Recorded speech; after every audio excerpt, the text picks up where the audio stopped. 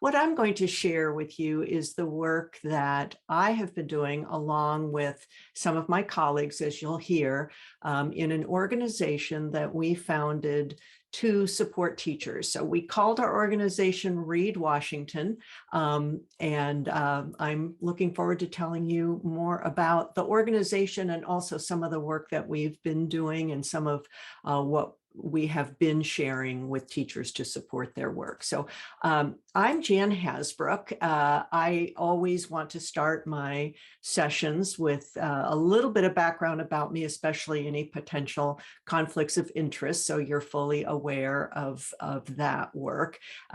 Clearly, I mean, this is all about Read Washington. I'm going to promote our work, a work of a nonprofit organization, but I am one of the current and founding members of that board.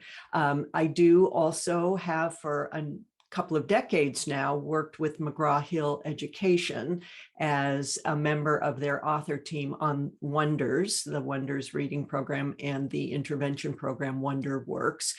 I'm the author and co-author of several books. I will be mentioning two of them today. Reading Fluency that I co-authored with Deb Glazer, and a book called Conquering Dyslexia. I have other books and assessments, and I do work as a professional consultant. So let's go ahead and get started. So in this presentation, in the time we have together, we're going to talk about who we are at Read Washington, how we do our work, what that work is. That's really going to be the focus of the amount of time, that the majority of the time that we have. And of course, why do we do this work?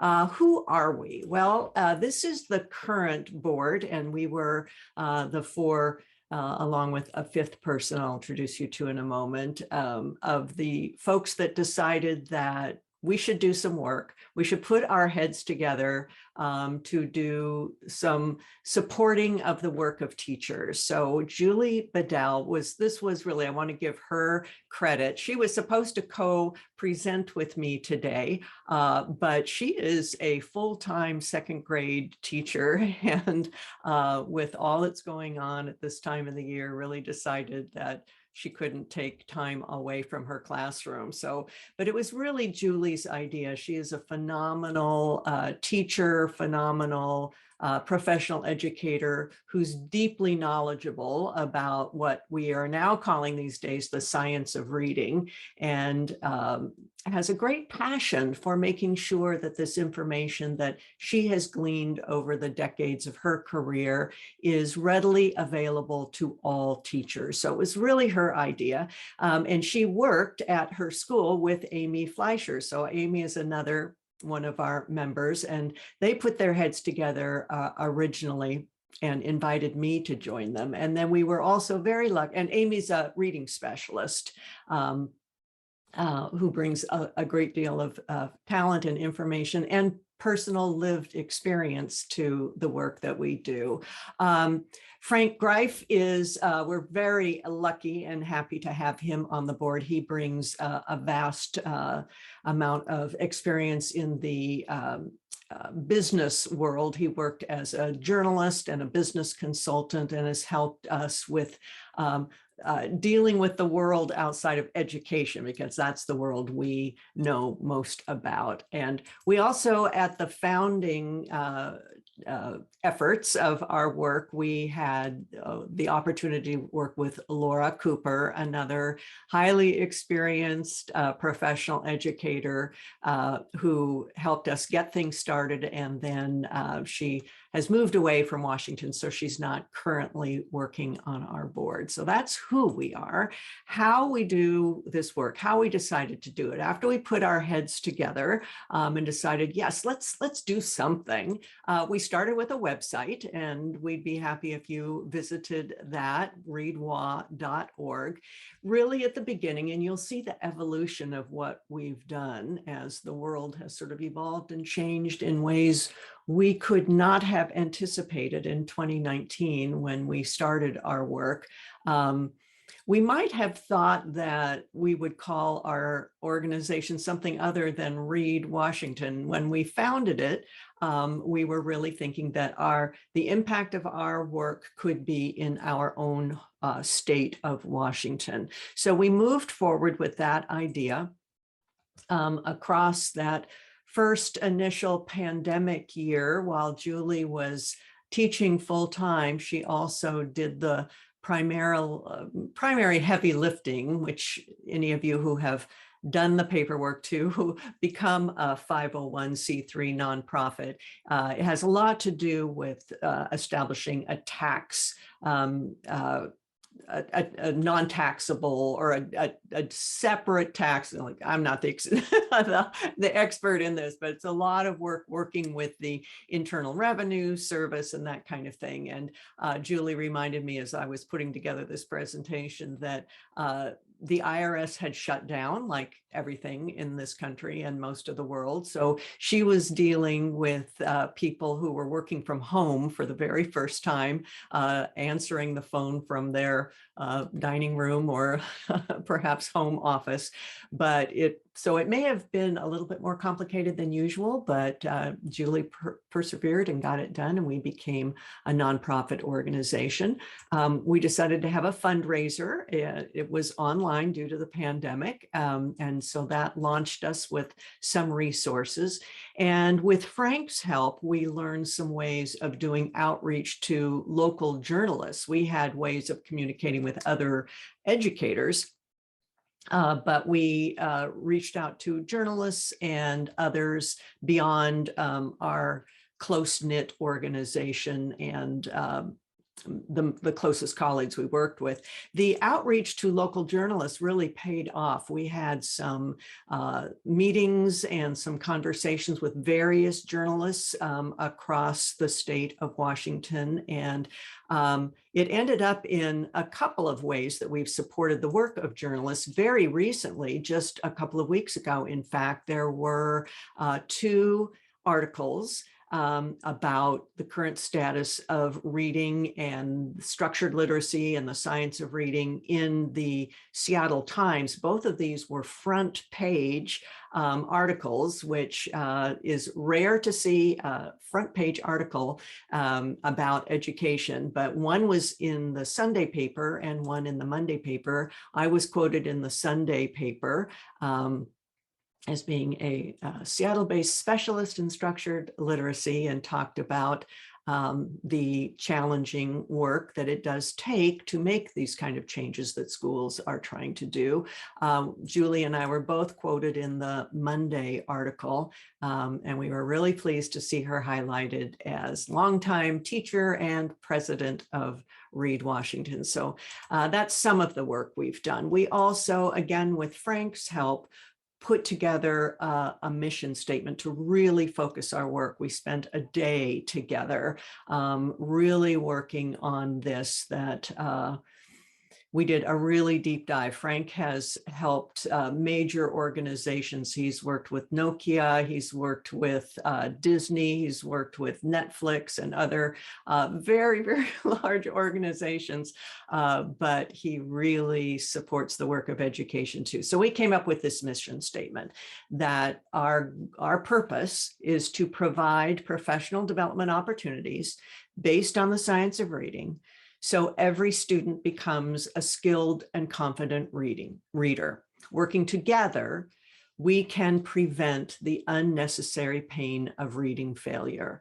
So our work going forward from the inception was about professional development. We are not a research organization. We are not a developer of materials. We are in doing the work to provide professional development. And the rest of this presentation will really be the details about what we've done. Why do we do this? Well, we could describe it or present an image many different ways, but I think this kind of captures it. This is a picture we've used in many of our presentations. This is our goal. This is why we exist. We know that almost all children can be taught to read at a level of reasonable skill. We also know that many, many children are not achieving this life-changing opportunity. And this is what this whole conference is about. When I look at the titles and the titles and the content of the sessions of this entire conference, and why all of you took time from your very busy lives to do this, you share this why, this goal as well. So returning to the what, the details of what we did, thinking about professional development opportunities. We got things together even before we were formally a nonprofit organization. We just wanted to get started. So the board asked me, I'm part of the board. We decided I do a lot of work around trainings and professional development. So we actually collaborated for this one that we called the Science of Reading, an overview for Washington State. And we did this in collaboration with the Reading League. At that time in June, we were talking to the Reading League about possibly becoming a partner in some way. They were still fairly newly formed, and they knew they wanted to be a league of groups around the country and possibly other countries, but they were trying to figure out how that would work. And so we were one of the first organizations they partnered with. They had some folks, Maria Murray and Laura Stewart from the Reading League came out. We also received some funding from Voyager Sopris for this. And we were just thrilled to have an attendance of 138 people on an afternoon after school on coming to hear about this presentation. We did record it.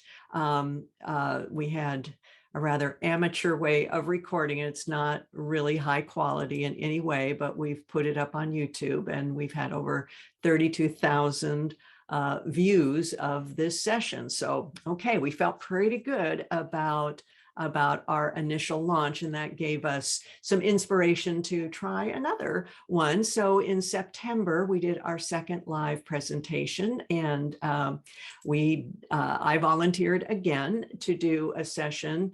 This was on reading fluency, again, co-sponsored by Voyager Sopris. And once again, a live session. So we had 145 people. So we're growing in our influence, and there were some people who attended both of these sessions. Both of them were held in the Seattle area, and we had plans for moving our work around, but at that point we did it in Seattle. There are some YouTube recordings too.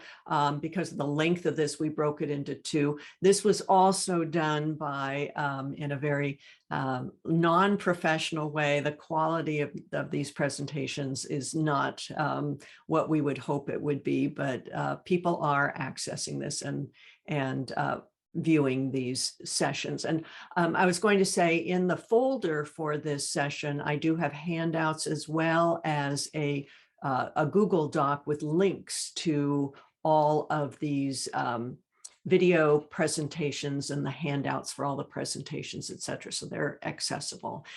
We felt we were on a roll. We felt at this point by March of 2020 that we were ready to move on beyond just me doing all the presentations. And we invited Dr. David Kilpatrick to come out and present a session to us on the science of written word learning. But looking at the date, March 2020, you can probably guess that we did not hold this session. We talked to David.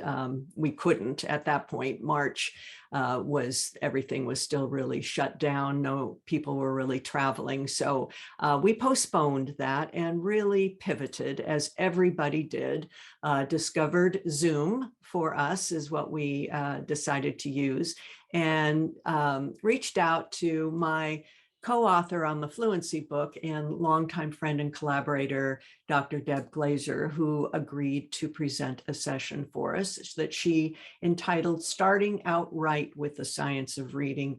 That attendance was 782. You can see the exclamation mark. We realized that right then, very early on, that we could have an impact much more expansive and broad than just the state of Washington. So that was a real intriguing notion to us. So we were on a roll. We decided to continue to use this format of online presentations. I worked with the Reading League branch of Pennsylvania, to do a book study organized around my Conquering Dyslexia. So it was co-sponsored by Read Washington and the Reading League. And we do have recordings and handouts available at Read Washington, the website, and the links to that are in that document in the session folder for today. So continued our work. We knew we were on to something. We knew that people were receiving our work and that there was a hunger and an interest for the work. So we're very grateful that David was able to adjust his presentation to online. So instead of coming out to Seattle, he did an online presentation for us. And the attendance for Dr. Kilpatrick was up to almost 1,000 people. And we did have a recording for that. He asked that his recording be available only for 6 months. So we have taken it down now, but the handouts are still available from that session. For our 5th and 6th sessions, we are very grateful to work with Dr. Carolyn Denton, and I hope that you're familiar with her work. She is fairly recently retired from working with Jack Fleischer at the University of Texas at Houston, and is a new resident of the state of Washington. She and her husband moved up to Port Townsend, Washington. And Carolyn has extensive background both as a practitioner and researcher in the field of dyslexia. And she did 2 outstanding, very popular sessions for us. The part 1 was just an overview of the science of dyslexia, and her second session was just a very valuable practical applications for that work. Continued with a session with Anita Archer, who wanted to present on the science of reading instruction, bringing life to the science of reading. We had far more people than 418 sign up, but we had 400 people attend live and then had access because this was one that we did charge people for.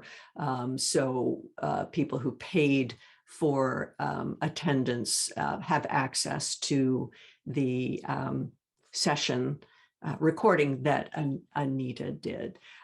We also worked with Nancy Young when she updated her ladder of reading, the original infographic, to become the ladder of reading and writing. We at Read Washington hosted the reveal of her ladder, and this was a live only. There is no recording of this. We decided to make it just a really special event by having it live only, and we had over 2,000 people register for this session. So clearly this work that we want to do as our organization of share information about the science of reading. Very good.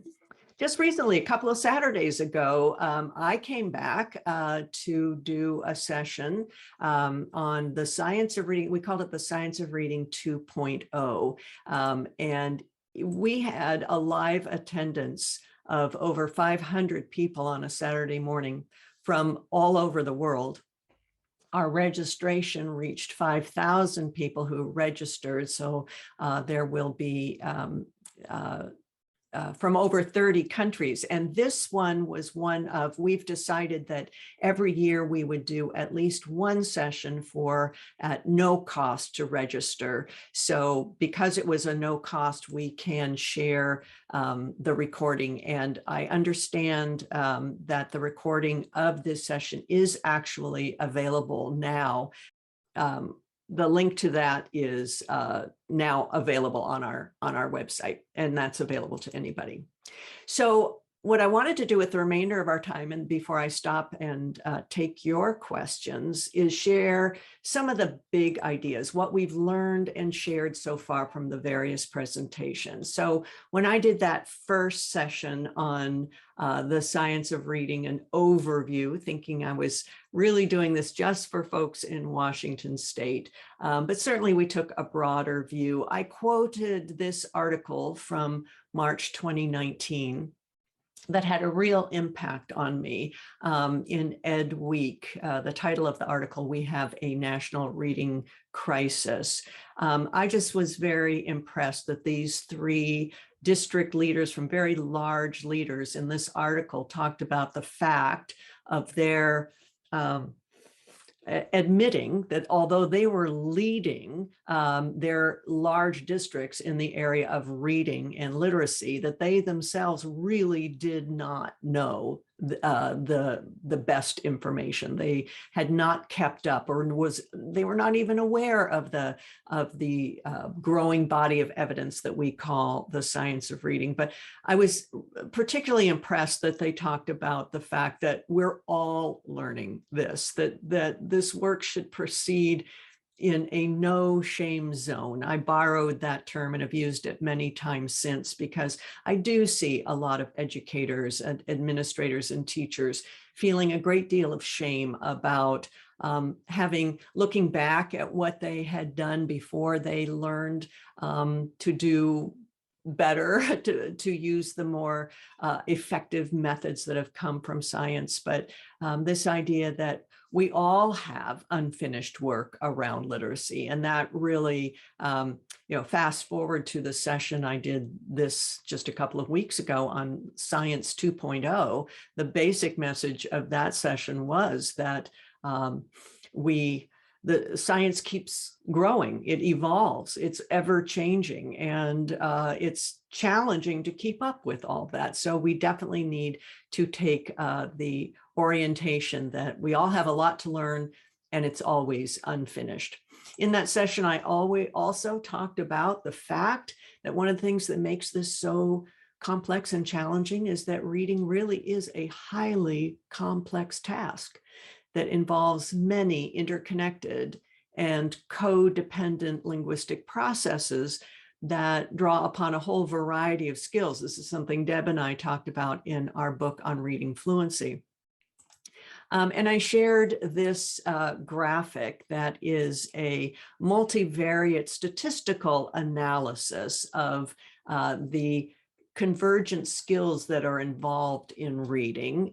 This was published in 2007 in the Scientific Studies of Reading, knowing that what we're aiming for, the outcome is always reading comprehension, but it is just a very complex process to get there. So all these various components that are weighted in different directions and different weights of contribution. That's what all those little numbers are about. It's really a complicated thing that we are trying to learn about and to teach our children. So at that first session, I also talked about how grateful I am, and I know many educators are, for Goff and Tunmer and Wes Hoover, who have conceptualized a view of reading that is more simple. This idea that reading comprehension, the ability to extract and construct meaning from linguistic discourse represented in print, that's the outcome, and that reading comprehension is the product of language comprehension, our ability to extract and construct meaning from speech, and then word recognition. In the original version of the simple view, that was called decoding, but they later, the science of reading is always expanding and changing. You've changed that component to be labeled as word recognition to include both the ability to decode new or unfamiliar words and then ultimately recognize printed words accurately and quickly. So that that helps us understand that not at all have they ever suggested in any of their work that reading is simple. They're simply saying that we could take a simple view, understanding that we could just focus on the target of our work, reading comprehension, but knowing that it is the product of language comprehension and word recognition. So never did they say reading is simple. They said, but we could take a simple view. In that first session that I did, we also introduced or reminded people about Scarborough's rope. In the last 2 years, I think that I don't know that I've attended maybe any sessions on reading that Scarborough's rope isn't at least referenced. So we went through this idea that this is just a different visualization of the same kind of idea, that the end goal is reading comprehension, that Scarborough labeled skilled reading, the fluent execution and coordination of those two components, word recognition and text comprehension. So it mirrors the simple view of reading, that equation, but she's very clear, Dr. Scarborough is very clear that she herself did not mean for her rope to be a visual representation of the simple view. She was unfamiliar with that proposed way of thinking about reading when she developed her rope. She also said that when she first conceptualized it, she had included an arrow across the bottom that was left out in the printing of it back in 2001, but it is meant to be a developmental model. Something else I shared in that first session was some foundational seminal work from Keith Stanovich in his article about where he uses the term "the rich get richer and the poor get poorer," using a biblical reference, and talking about that the research back in the 80s was showing that it's very important to help students become skillful readers, because when they learn to decode, then they are better comprehenders and they enjoy reading, and therefore they read more, and then they continue to read and their skills outpace their less skilled peers. And he wrote in that article that the act of reading itself improves reading. But I talked about it in that session, that what we've learned since 1986 is we really have to distinguish those children who do benefit from reading, have a certain level of skill. So what we know now is that if a child is skillful and can read with accuracy, then the act of reading improves reading. If children are still struggling with reading, independent reading practice does not improve reading. Also at that session, I shared my statement, also one of the things that's available to you in that handout document that I created. My conclusions from reading research, and spent some time actually at the most recent session I did showing how this statement has evolved over time, because I really started creating this statement back in 1998 after reading this article by Barbara Foreman, who I was actually doing some research work at that time, David Francis, Jack Fleischer, and others, where this statement was one of the first that really made that, to me, a convincing statement that somewhere around 90 to 95% of children could in fact be taught to read at a level of adequate.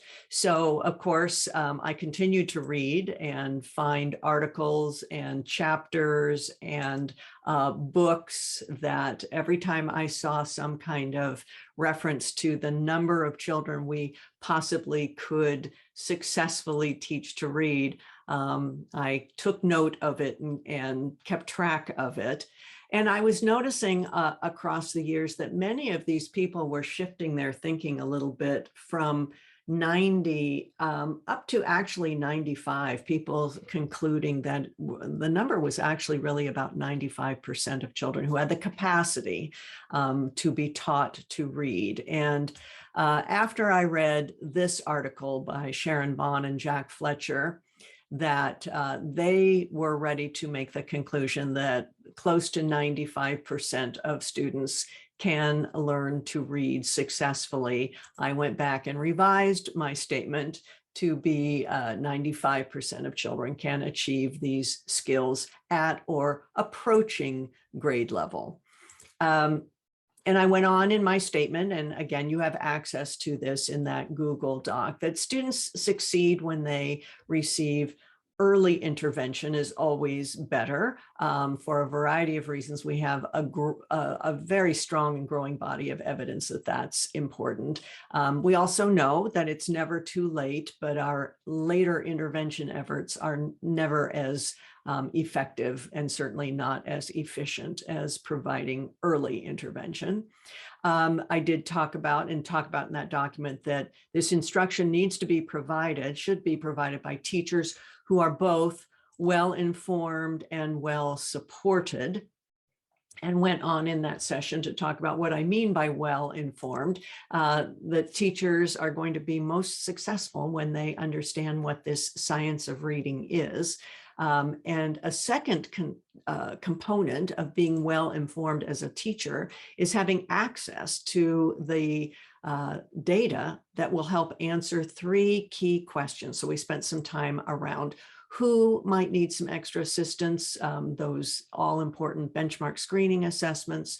What kind of help do they need? Those skill diagnostic assessments, are they strong or weak in phoneme awareness? Are they strong or weak in decoding fluency? Those kinds of things. And then the most successful, well-informed teachers also have access to progress monitoring data that helps determine whether all that hard work that they are doing and the hard work that the students are doing is actually achieving the goals that we want to, is the work working. So in that session, I also used the work of Roland Good and colleagues that they developed an outcomes-based model to kind of frame how we do all this work. So talked about how step 1 of effective implementation of reading science is to identify which of our students are at risk, to answer that question, who might need extra assistance, which should lead us to the second step of first determining individual needs, and that's using those skills diagnostic assessments. What kind of help do they need?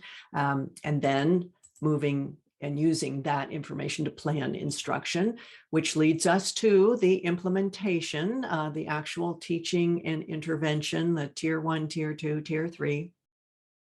But we're not done, of course. We need to ask the question, is all this work working, by monitoring the progress, which takes us to step 5. We either find out that the work the student is not making the expected gains and we need to make some changes or modifications in what we're doing, or they are, and we continue the plan. So that was all part of that session that I did, our very first session as in the work of Read Washington.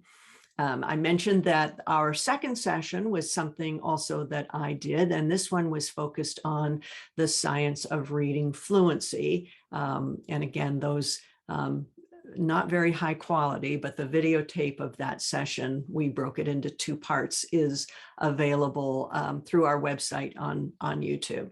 So we were talking about reading fluency at this session, and I relied heavily on the work that Deb Glazer and I did in our book, Reading Fluency. So we started, of course, with defining what reading fluency is, and we talk about it in terms of reasonably accurate reading at an appropriate rate with suitable expression, and acknowledge that those 3 components are included in most everyone's definition of fluency. But we went on to really connect fluency with both comprehension and motivation. Being a fluent reader doesn't guarantee either comprehension or motivation, but if a reader is struggling with fluency, it's going to be very hard to be accurate and have deep comprehension, and nearly impossible to be a highly motivated reader. We also discussed at that session, I discussed that Deb and I concluded, looking at both science and our own clinical practice, that the performance standards for those 3 components should actually vary depending on the demands of the task. Both accuracy rate and expression or prosody vary depending on why we're reading, the purpose of the reading, all kinds of things. So we took that basic definition and defined it a little more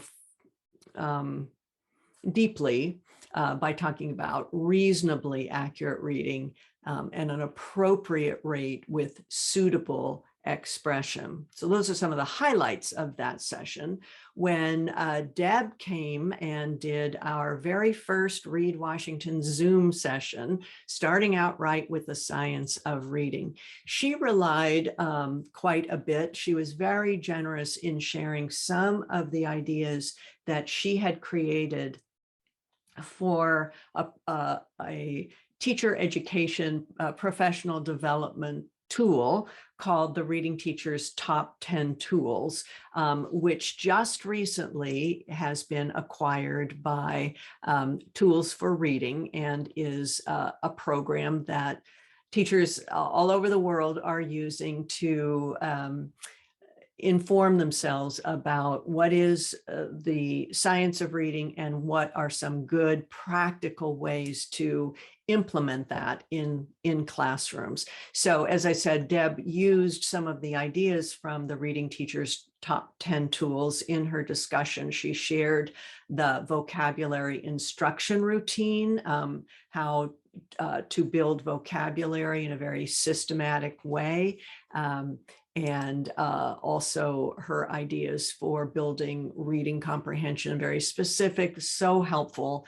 That was wonderful. And we still have those handouts available at our Read Washington website.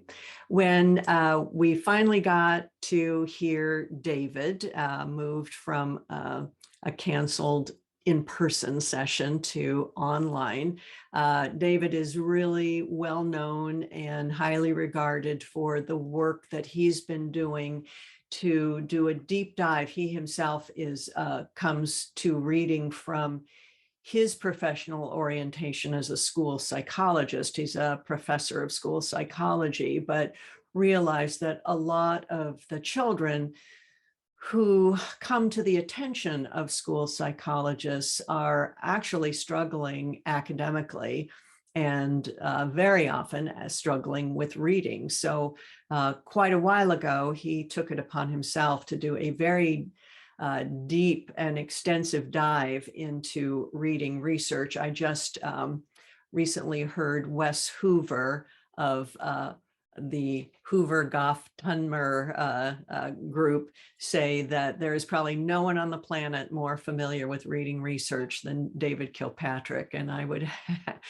have to agree. But David has really focused in particularly on Aries' work and David Scher's work around orthographic mapping and statistical learning. So he really focused on that in the session he did for us to describe in great detail the process that needs to happen instructionally and what's happening cognitively for readers to remember written words in an automatic, unconscious way, and what that requires in terms of instruction, and a lovely description of how this happens. And definitely is very clear in his work. He's criticized sometimes for some of the conclusions that he's drawn, but I have never heard him speak where he very clearly distinguishes theory from proven practice.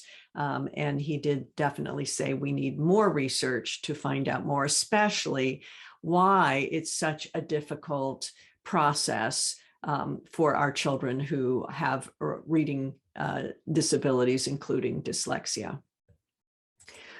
Carolyn Denton did 2 wonderful sessions for us. We had nearly 1,000 people attend both of these sessions, and her the recordings of both these sessions are still available at our website. The links again in that document, or you can just go to our website to view these.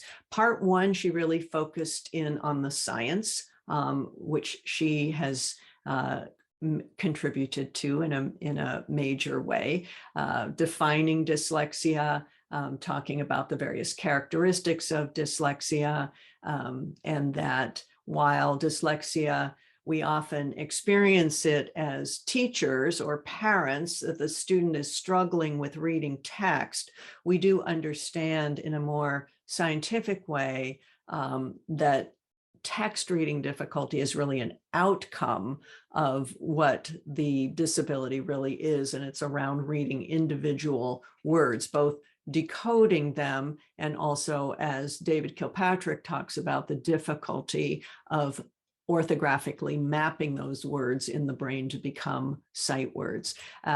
She clearly painted the complexity of these issues around dyslexia, that many of our students have problems in addition to their word reading difficulties. Many, and the estimation varies from 25 to 40%, also have attention deficit.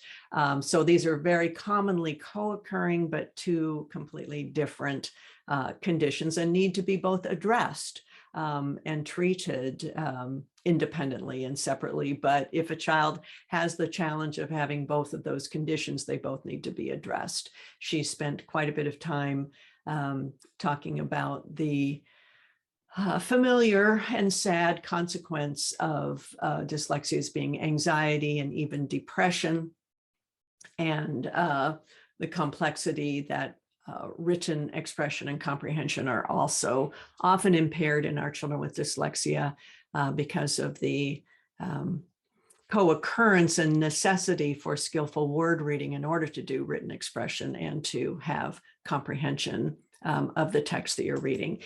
Part 2 was so valuable. We got so much positive feedback from the people who attended Carolyn's session because of the time she spent talking about practical applications and debunking some of the treatments that some people do try for children with dyslexia. But she was very, very clear about the science, saying eye exercises, vision treatment, treatment around balance or orientation, all those things have been tried.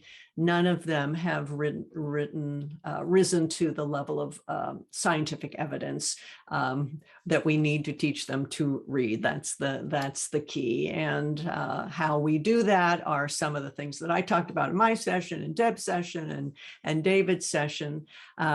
Carolyn talked about the critical importance of early intervention. There are researchers in dyslexia who are using the term prevent, that we can prevent dyslexia. Dr. Nadine Gabb is one.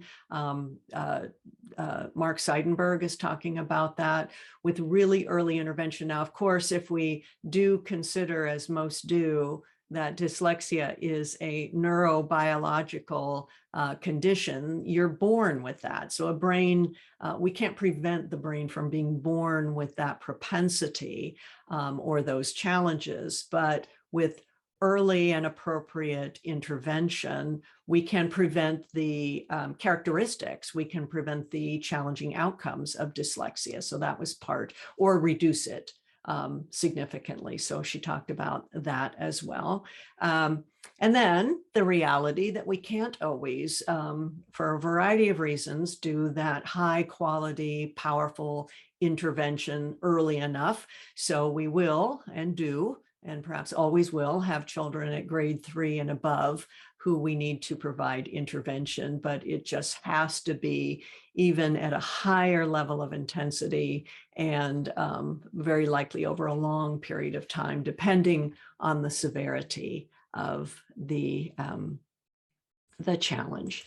So how lucky for us that we were able to host a session with Dr. Anita Archer, who I know is presenting right now at this conference. I've attended myself over the last couple of years, numerous webinars from Anita, and every single time I learn some new and wonderful ideas or hear them in a different way. Anita was very generous in agreeing to work with us, and she made it clear, and this is the opening slide of her handout. She showed a map of Washington and listed all the different, she was born in Washington State, and all the different cities in which she lived while she was growing up, and she still has family in Washington State. So she said it felt in many ways like a homecoming. But of course, her session was attended by, it was a Zoom session. So we had people attending not just from the state of Washington, but from all over the world. And if you've heard Anita present, then you will not be surprised that she shared some of these big ideas that she likes to share in many of her sessions. This idea that we do know what good instruction looks like, and good instruction is good instruction. We don't have to teach kids differently. What we need to do is figure out what the best, most powerful, high impact strategies are, and then use them appropriately and differentially with different students. She really made a big point at this session about students doing the heavy lifting and making sure that they're focused on what it is we want them to learn. What they think about is what they learn, and pointed out that a lot of instruction in classroom is not as focused on what the outcome that we want. We go around and do activities that may be only minimally related to what we want them to do. So that was a key point of her work as well. She talked about the role of motivation and said that it's backward to start by trying to get kids revved up and motivated, that motivation is better conceptualized as an outcome of the success of a student's and the value that they perceive of this work that they're doing. So when they are doing something they think is important, or you've convinced them that it's important, and you've helped them be successful at it, that yields motivation, and that in return has students wanting to learn more and try again, and enjoy that work and benefit from it. The equity is in the details was part of her session as well. The handouts, this was one of the ones that we did charge for this session. So the recording is available only to the people who did pay for that session, but the handouts are available. Again, in the Google Doc that's in the folder for today's session, or you can just go to readwashington.org. Our most recent session is one that I did on the Science of Reading 2.0. This was our best attended session. We had 30 different people from 30 different countries involved register. And we did have people from all over the world attending. Some were attending at 2 or 3 o'clock in the morning.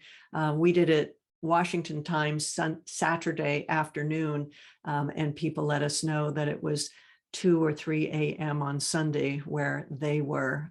Just boggles my mind and impresses me greatly, just like all of you who are attending this session today, and others who may listen to a recording later, the interest and hunger on this information.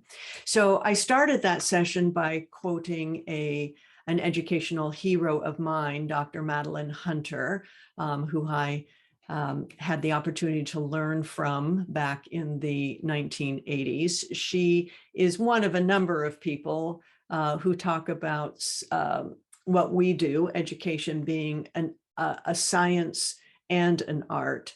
And she talked about that good teaching requires a constant stream of decisions. So I quoted her in this session. There is nothing that an excellent teacher always does other than think, or never does except abuse a student. Every other teaching behavior is appropriate for some situations, not appropriate in others. So that was just the beginning of our time discussing this incredibly complex body of knowledge called the science of reading. And even when we know what it is, that it is constantly changing and evolving and is really complex.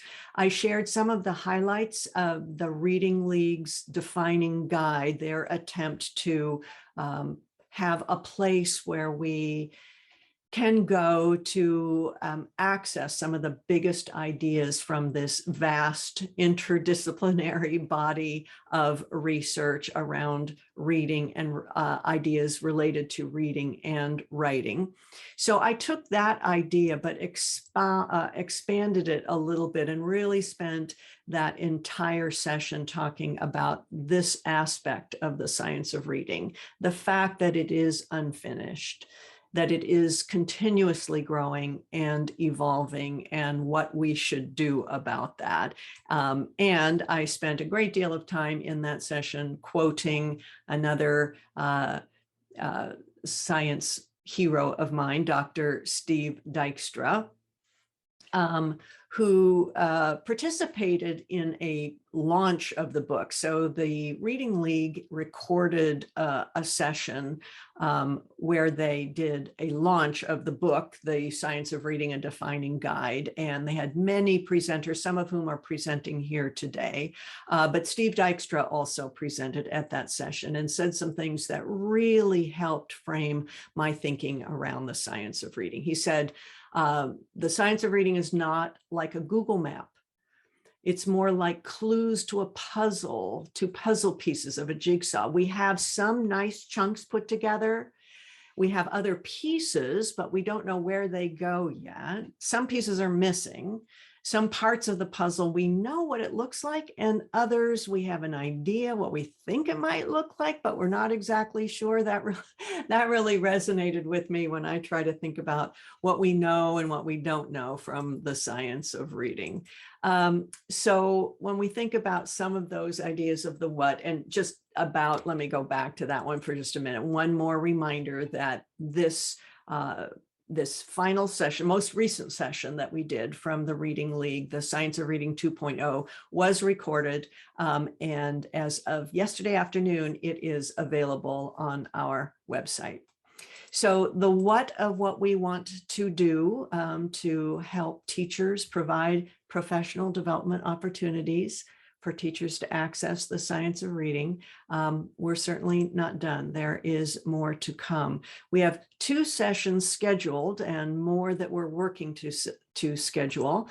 We would love it if you could join us on June 11th. What we've found is that doing these sessions on Saturday from 10 a.m. Pacific to noon, is a nice opportunity. So we ask our presenters to present for about 90 minutes, and then we try to leave about 30 minutes for questions. Denise Ide is going to present on how the brain learns to read and what it means for classroom instruction. We're not yet registering for that session, but if you want to be informed about this and other sessions, if you go to Read Washington and join our mailing list, we'll be sure to contact you. We also, following Denise, next fall, Tim Shanahan has agreed to come and do a session for us on the science of reading levels. I'm really looking forward to that. So at our website, Read Washington, readwad.org, we have some of these videos available, handouts for our sessions, links to some of those articles that have been in the newspapers, and other links to the work of other people that we think might be helpful to you.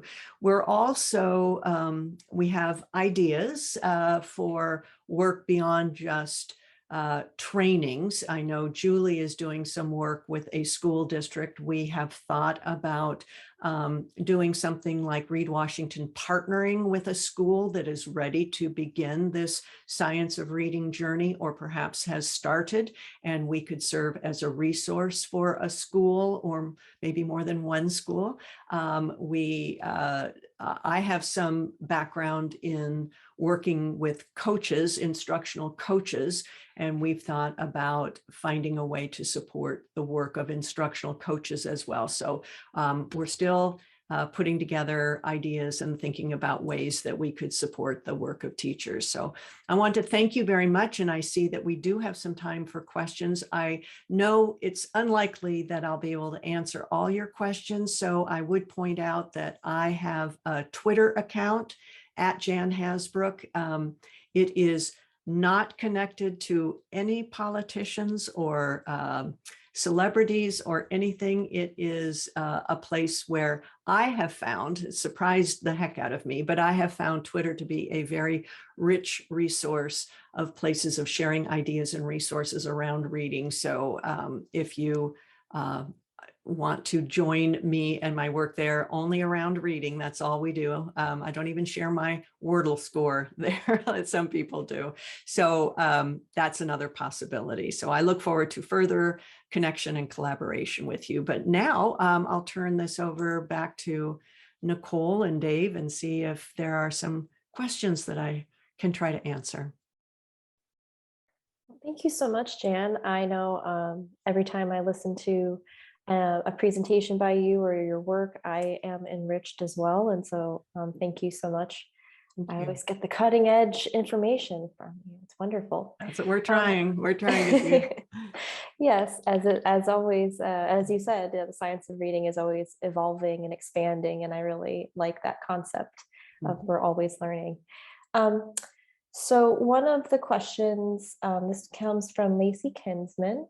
You mentioned fundraising. I am wondering how much money was needed to begin offering the trainings and if you charged money to attend the sessions. So you touched on that a little bit. A little bit, yeah. So this was an earlier question. Also, how did you fundraise? And if you did charge, did you find school districts or individuals were covering the costs?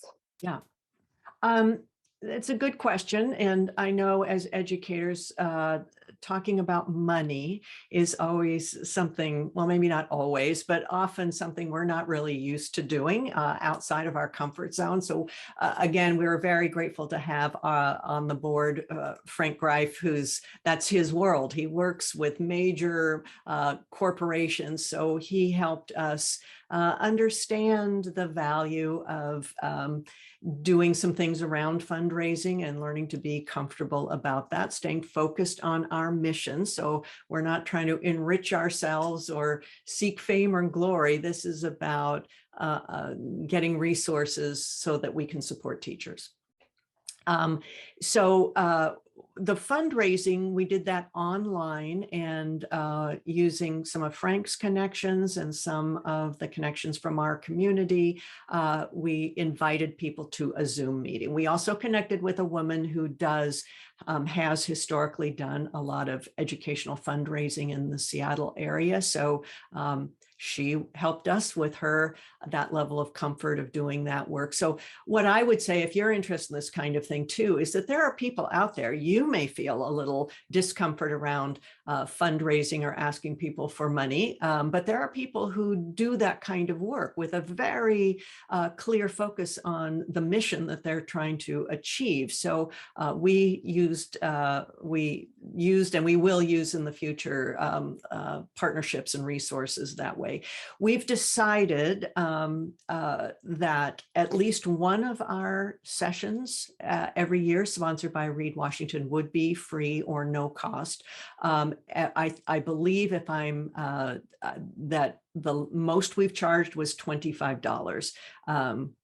I believe that was the most that we charged, and we use that money both in some of the presenters that we've worked with very generously offered their time to us, volunteered to do the work without compensation. Others very reasonably requested some compensation. So we use that money to pay for that kind of work. And for some levels of advertising, we're really at a very basic level right now. Ultimately, what we would like to do is to be able to hire people to do coaching work and professional development work more than just 4 or 5 online training sessions, or perhaps in-purpose training sessions a year. It would be to hire folks to be available to teachers and schools. So that's our ultimate goal. But with all of us still busy working, Julie and Amy right now are in classrooms working with children. So we're just a very beginning step in that journey.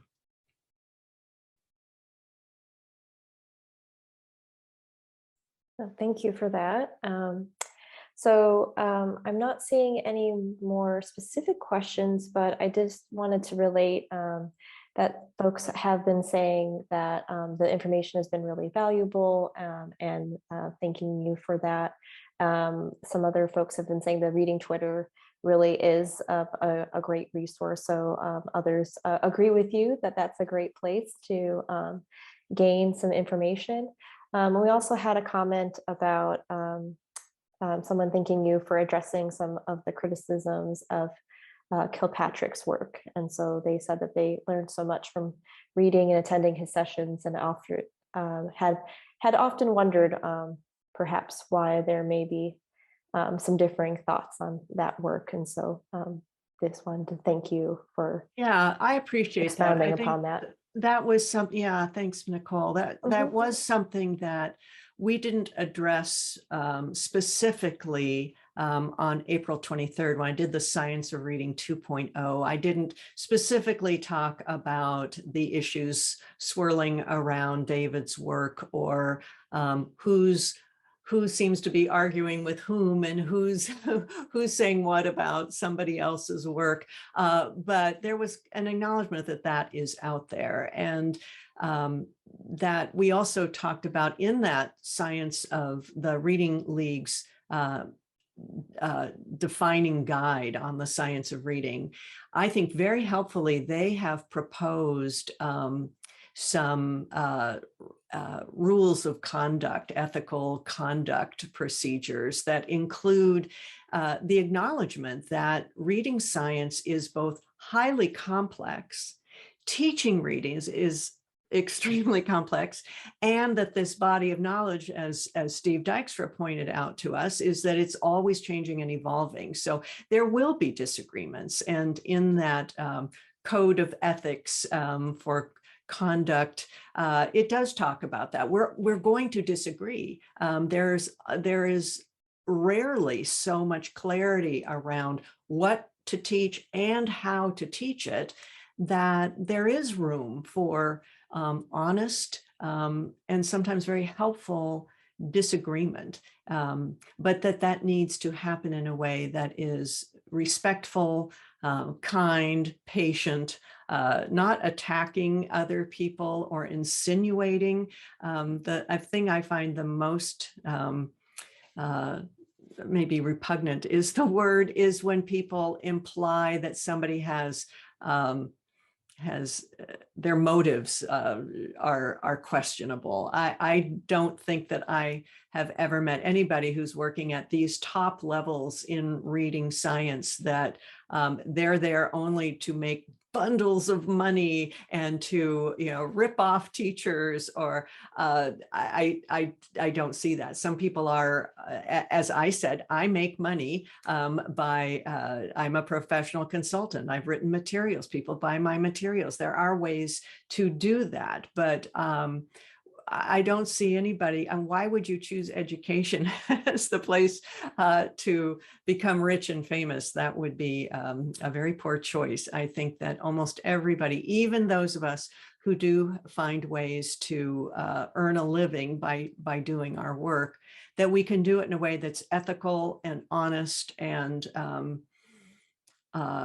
continuing to have both a humility about our work, that we can't and don't know everything, and a continued curiosity to continue to learn about this incredibly complex work that we're doing, and incredibly important work that we're doing. So yeah, it is really confusing and discouraging sometimes, but there are, I think, the vast majority of us who are in this for the children, and we want to find a way to continue to learn and to question things and to seek our way to find the best practices to help as many children as possible. Well said. And, you know, we can, as educators, be a model for that compassionate communication and also discourse. I mean, it's what we're teaching. That's a good point. Yeah. That is part and parcel of exploring and communication, as you said, and how we learn. And sometimes, you know, if arguments or disagreements might arise just very naturally because they will. This is too complex for us not to have some disagreements, and the nuance of when do you do these different things, even if we all agree. For instance, perhaps Steve Dykstra in his talk used the term bullseye science. There are certain things that we have studied so much over so many decades that we absolutely, there's nobody who would disagree.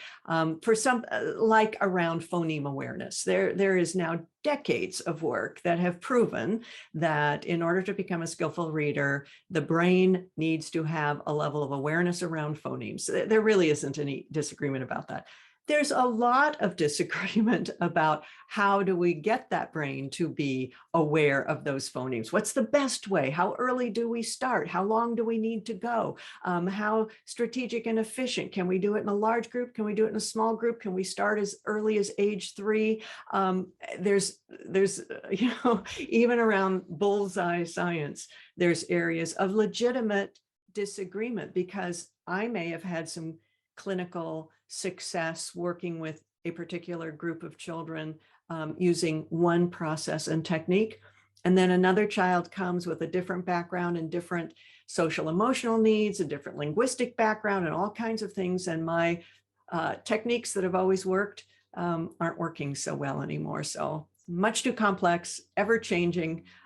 We need to link arms and support each other rather than fight about this stuff, is my opinion.